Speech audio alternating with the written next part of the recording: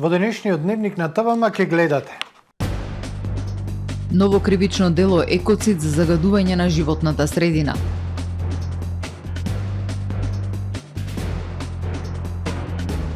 Раздвојување на Охридскиот и Струшкиот дел од колекторот со пречистителна станица кај Подмолје.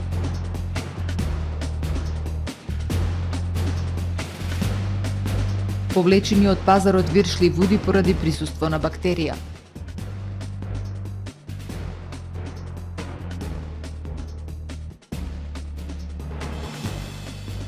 Се реконструираат улици во старото Струшко јадро.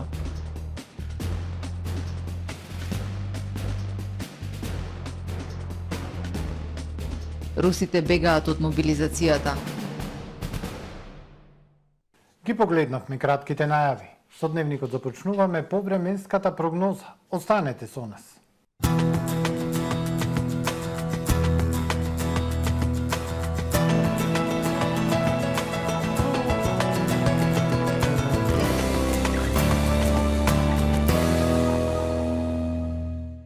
Во Охрид денес студено утро, во текот на денот претежно сончево време со локална облачност, ветровито и свежо се измерени само 16 степени Целзиусови. Во текот на ноќта кон петок ведро и многу студено.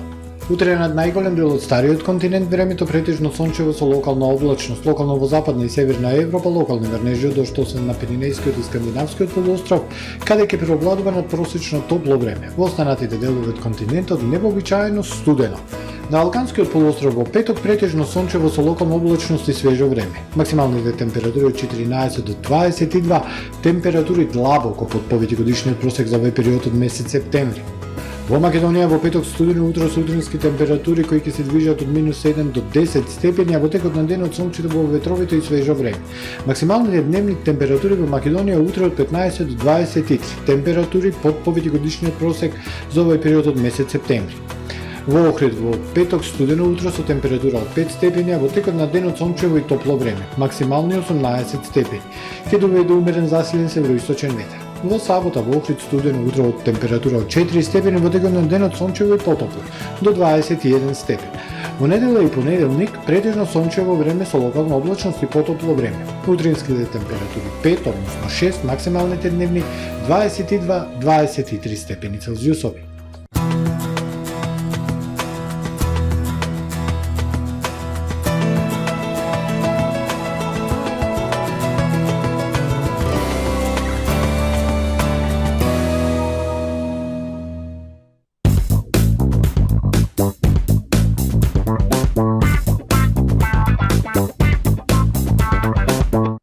Добре дојдовте во светот на Кармен Бау Центар. Во безпрекорно уреден продажен простор, купувањето во еден Бау Центар никогаш не било попријатно. Со гордост ви го представуваме нашиот шоурум Мараци, со најголем избор на плочки од мараци и санитарија од светски познатите брендови Грое, Колпасан, Идеал Стандард, Рока, Унитас. На располагање ви е нашиот архитект кој ќе ви помогне во осмислување на вашиот проект. Располагаме со најбогатата палета на ламинат во државава. Одберете од 100 различни дизајни на Swiss Chrono. Покрај стандардниот избор на фасадните системи Knauf и Бекамент, ви нудиме богат избор на професионален алат на реномираните производители Bosch и Divol. Кармен Бау Центар на улица Железничка.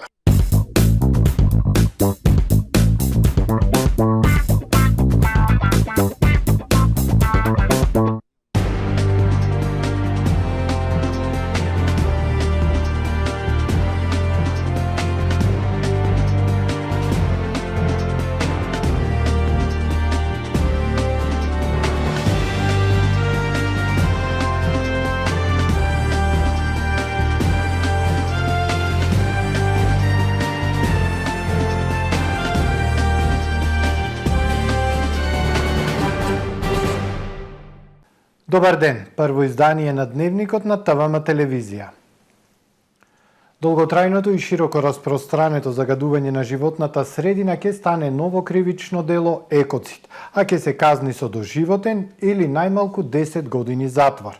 Новиот предлог кривичен законник, според најавите на Министерството за правда, до крајот на годината се очекува да биде разгледан и усвоен од владата и доставен до собранието. Ке се воведува кривично дело екоцид, а обвинетиот, сторител на ова кривично дело ке се соочи со затворска казна од 10 години до доживотен затвор, тој што спротивно на прописите, со намера да предизвика штета на животната средина ке преземе действие или ке пропушти да преземе действие, поради кое ке настане сериозна или широко распространета или долготрајна штета на животната средина, ке се казни со казна затвор од најмалку 10 години или доживотен затвор, стои во новиот кривичен законник. Предложениот кривичен законник изобилува со сериозни затворски казни за загадувачите, а докажувањето на загадувањето на воздухот, водата и почвата со новите измени се упростува. Во нашето постоечко законодавство постојат вакви кривични дела и за овие постоечки, кои што веќе имаме во кривичниот законник, се предвидени казни затвор од најмалку 4 години, од 1 до 10 години затвор. Она што е карактеристично, на кое што јас би сакал да обрнам внимание и за ова ново кривично дело екоцид, а и за веќе постоечките е што одговорноста не е предвидена само за оние активни загадувачи, односно оние кои што ја загадуваат животната средина и природата, туку и за оние одговорни службени лица кои имаат обврска и надлежност да воспостават активни мерки за заштита на животната средина и природа. Според законските измени, тој што ќе предизвика сериозна опасност за животот или здравјето на луѓето, или уништување на растителен или животински свес во поголеми размери или на ретки видови растенија и животни, ќе се казни со затвор од 3 до 10 години. Ќе мора да внимаваат собствениците на фабрики, физичките лица, но одговорност ќе има и за надлежните. Тоа би значило дека градоначалниците во општините каде што има депонии кои што се опасност по животната, кои што ја загадуваат животната средина и природа и представуваат опасност по здравјето и животот на човекот, имаат со овие законски одредби имаат легитимација, односно се пасивно легитимирани да превземат активни мерки за заштита на животната средина, во конкретниот случај затворање на таквите депони. Сега, доколку не ги превземат овие надлежности, мерки за заштита на животната средина и природата, тогаш може и директно да подлежат на кривична одговорност на овие кривични дела, вклучително и на новото кривично дело екоцид за кое што станува збор. Лани од јуни до декември биле утврдени 233 неправилности, повреди на законските прописи за што се поднесени 9 платни налози за правни субјекти. Од јануари до јуни годинава, од 865 контроли инспекторатот докажал помалку само 167 загадувања на воздух, почва, вода, храна. Има поведено само една кривична постапка за опожарувањето на трската во Струга против непознат сторител. Останатите се спогодби, платни налози и прекршочни постапки. Колекторскиот систем, онака како што е проектиран, има доволен капацитет за заштита на Охридското езеро. Не треба да се гради нов, туку да се доврши постојниот и да се санира она што со децении не било одржувано, вели директорот на јавното предпријатие Колекторски систем Владимир Алексиовски. Тој за ТВМ ги открива проектите на кои што се работи во моментов за изградба на пречистителни станици и продолжување со санацијата на системот, која беше времено прекината во 2020 година. Капацитетот на колекторскиот систем е доволен за заштита на езерото во делот каде што тој е спроведен. Тој е проектиран за потребите на 120.000 жители. Охрид и Струга заедно и со туристите во летниот период не бројат толку луѓе, но проблем е таму каде што нема покриеност со колектор, вели директорот на државното јавно предпријатие Колекторски систем Владимир Алексиовски. Предпријатието работи на решавање на тој проблем преку изработка на проекти од шпанска проектантска фирма Идом, за што е добиен грант од 920.000 евра неповратни средства преку Шпанското министерство за економија и туризам. Ќе бидат изработени 400 проекти за пречистителни станици во Љубаништа, Елшани и Радошта, а за одведување и третман отпадни води од Трпејца веќе е изготвен проект од општина Охрид. Колекторски систем ќе бара и ревизија на проектот за пречистителната станица во Враништа, со кој проект Министерството за животна средина и просторно планирање ќе аплицира кон европските фондови за нејзина целосна реконструкција. Но бараме и одделување, односно изградба на пречистителна станица во делот кај Подмолје, како би го делеле Охридскиот во целост од Струшкиот дел, за да немат понатаму потреба во преголемо количество на електрична енергија за препумпување на Охридските води до Ложан. Изградба на нова пречистителна станица кај Подмолје, кои што третирани води или ќе се испуштат како чисти согласно законските норми во Охридското езеро, или ќе се изработи систем за техничка вода која што понатаму во иднина може да се користи за наводнување на тој дел од Охрид или комплетно спроведување на техничка вода за наводнување на сите зелени површини на територија на општина Охрид. Санацијата на колекторот во 2020 година по завршени 3 километри од вкупно 39 колку што е долг колекторот беше времено прекината. Со оваа првична санација се решија многу проблематични точки каде имаше излевање како кај Лагадин и поранешната детска болница и на тие делови сега функционалноста на системот е 90%. Санацијата треба да продолжи следнава година. Планираме од делот кај туристичка, значи пресекот на Стивнаумо, мислам со туристичка, од тука према препумпната станица во Даѓан, во целост да извршиме чистење, снимање и имплементација на нова цевка во постоечката цевка, за една за секој пат да го решиме проблемот со излевањето во Грашница.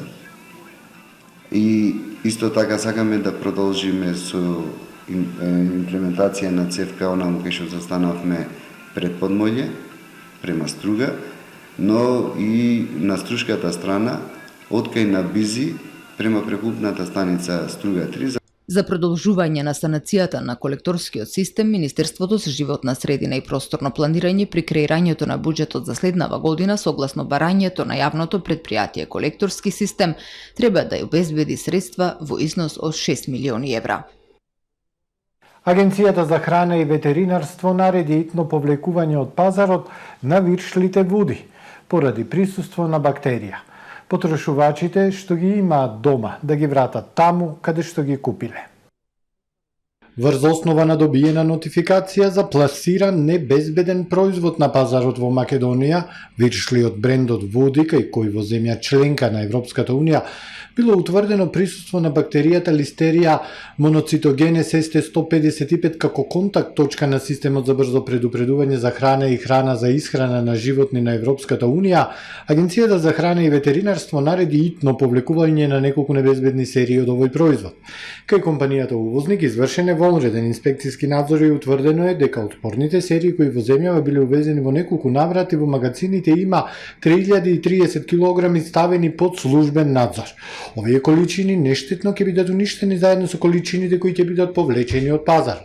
За небезбедниот производ преку системот за брзо предупредување за храна на ЕУ известила Италија, која врз основа на појавата на труење предизвикано од патогената бактерија Listeria ја креирала наведената нотификација подкрепена и со лабораториска анализа. Спорните серии од производителот Агрикола Тревали од Италија во земјава биле увезени преку компанијата Quality Steam од Колешино Струмица. Се повикуваат потрошувачите кои ги имаат купено посочените серии од производот истите да не ги употребуваат, односно ги вратат на местото каде се купени. Секоја недоследност во однос на безбедноста на храната граѓаните може да ја пријават лично до Оделението за заштита на потрошувачите при АХВ на бесплатната телефонска линија наменета за потрошувачите 0803 22 22 или електронски на info@fva.gov.mk. Во тек е реконструкција на улици во старото Струшко јадро. При тоа се реупотребуваат здравите камени блокови за да се запази автентичниот изглед на чаршијата. Запатот е дел од проект на југозападниот плански регион кои се изведуваат преку Бирото за рамномерен развој. Паралелно се врши замена на азбестните водоводни цевки со нов цевковод, финансиран од општина Струга. Се подобруваат условите за сообраќај и пешачење на неколку улици во Струшката чаршија, се заменуваат и поставуваат камени блокови, а при тоа се внимава да не се наруши градскиот автентичен изглед, информира Мирјана Лозановска, директорка на Центарот за развој на југозападниот плански регион. Се реупотребуваат здравите камени плочи при реконструкцијата на улиците 27 март, браќа Младеновци, Нико Нестор, Гоце Делчев и Димитар Влахов. Градежните зафати се изведуваат во должина од 600 метри и површина од 3600 метри квадратни. Максимално се користи каменот кој што е во добра состојба, постојниот на улиците во Струга. Единствено замена со нов се прави таму каде што не може да се искористи доколку е искршен, значи оштетен во голема мера. Иначе другиот дел повторно се употребува за да се запази автентичноста, но секако и имајќи предвид на сиве кризи што ги имаме, значи да се искористи материјалот повторно, да не се фрлаат непотребно средства за нов материјал кога тој е во одлична состојба. Битно е тлото да го под тлото, значи се зајакнува со тампонирање, армирана мрежа, цементирање и така натаму, значи тлото максимално се зајакнува. Станува збор за проект во висина од 18 милиони денари. Од тие средства 10,5 милиони денари се инвестиција на Бирото за рамномерен развој, во кој учествува со 2,5 милиони денари општина Струга. Додека пак за замена на водоводната мрежа, која паралелно се прави со замена на камената подлога, се обезбедени дополнителни средства, информира струшкиот градоначелник Рами Смерко. Општина Струга за да обврска и за нешто повеќе, да го ревитализира водоснабдувањето, така што сите азбестни цевки пропаѓаат, а се стават нови цевки, квалитетни, со што секоја куќа ќе добие нова врска за снабдување со вода.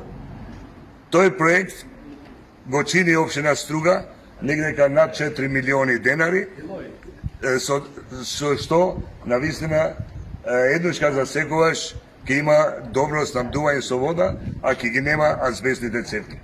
Проектот за реконструкција на Струшкото градско јадро треба да заврши до крајот на месец ноември.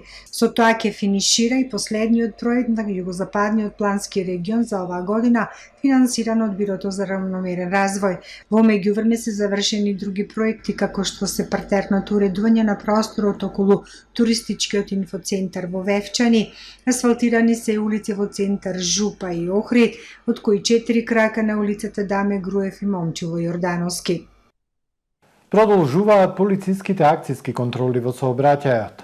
На 21 и 22 септември 2022 година во периодот од 22 до 1 часот, при извршени сообраќајни контроли на подрачје на ЦВР Охрид, полициските службеници затекнале 6 возачи кои управувале моторни возила под дејство на алкохол. 2 во Охрид, во Струга 3 возачи и 1 во Дебар. Тие се исклучени од сообраќај, одземени им се возачките документи и поднесени им се соодветни платни налози, информира портпаролот на секторот Стефан Димовски. Министерството за земјоделство, шумарство и водостопанство ја укина делумната забрана за движење во шуми и шумски земјишта заради проценката дека е намален ризикот од појава на шумски пожари. Одлуката е спроведена на барање на јавното предпријатие Национални шуми, откако предходно, на 24 јуни годинава, стапи на сила забраната за движење низ шумски предели поради зголемен ризик од шумски пожари. Следуваат вестите од светот. Толпа од луѓе на границите помеѓу Финска и Русија откако председателот Владимир Путин прогласи делумна мобилизација.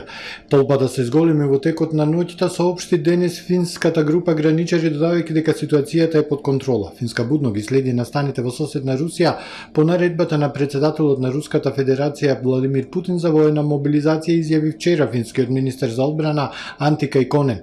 Пренесува Reuters. Бројот на лица кои вчера ја минале границата и помнатаму е помал отколку за време на викендот, изјави шефот за меѓународни работи на финската гранична полиција. Повеќе од 1311 лица пак беа уапсени вчера ширум Русија на протестите против мобилизацијата, објави руското движење за заштита на човековите права ОВД Инфо, а пренесе Тању повикувајќи се на Reuters. Председателот на Турција, Реджеп Тајип Ердоган, изјави дека размената на затвореници која се спроведе со посредство на Турција е важен чекор кон ставање крај на војната и дека продолжуваат напорите за воспоставување мир меѓу Русија и Украина, јави агенцијата Анадолија. Ердоган соопшти дека меѓу Русија и Украина се разменити 200 војни заробеници како резултат на дипломатските активности реализирани со рускиот председател Путин и украинскиот председател Зеленски. Во интервјуто за медиумите дадено во Туркеви, во Њујорк, турскиот председател оценувајќи ја посетата на САД наведе дека размената на затвореници која е реализирана со посредство на Турција е важен чекор кон завршување на војната и дека продолжуваат напорите за воспоставување мир меѓу Русија и Украина. Јавниот обвинител на Њујорк го обвини поранешниот американски председател Доналд Трамп и неговата компанија за измама, тврдејќи дека со лаги го зголемило имотот за милиарди долари, вклучувајќи терени за голф, хотели и неговите домови во Трамп Тауер и Мар-а-Лаго на Флорида. Државниот обвинител Летиција Џејмсова го нарече уметност на крадење. Незината тужба, поднесена во Државниот суд во Њујорк, е кулминација на 3-годишната граѓанска истрага против Трамп и организацијата Трамп. Трите најстари деца на Трамп, Доналд Џуниор, Иванка и Ерик Трамп, исто така се обвинети заедно со двајца долгогодишни директори на компанијата, Ален Вајзелберг и Џефри Мекоун. Тужбата удира во срцето на она што Трамп го направи познат, имиџот на богатство и раскош што тој го застапуваше во текот на неговата кариера, прво како инвеститор на недвижни, а потоа како водител на реалити шоу и председател. Земјотрес со јачина од 6,5 степени по Рихтер денес го ја погоди мексиканската држава Мичоакан, соопшти Европскиот медитерански сеизмолошки центар. Земјотресот се случил на длабочина од 80 км и се прецизира во извештајот, како што јави Reuters, зградите се треселе во главниот град Сиудад де Мексико. Мексико беше погоден од разорен земјотрес на почетокот на оваа недела, а во понеделникот тамошните сеизмолози наведуваат дека неговата магнитуда била 7,7 степени по Рихтер. Епицентарот на земјотресот бил на брегот на Тихиот океан во мексиканската сојузна држава Колима, која граничи со Мичоакан, каде се наоѓал и епицентарот на денешниот земјотрес. Ова е се во првиот дневник на ТВМ. Ви благодарам за довербата. Пријатно.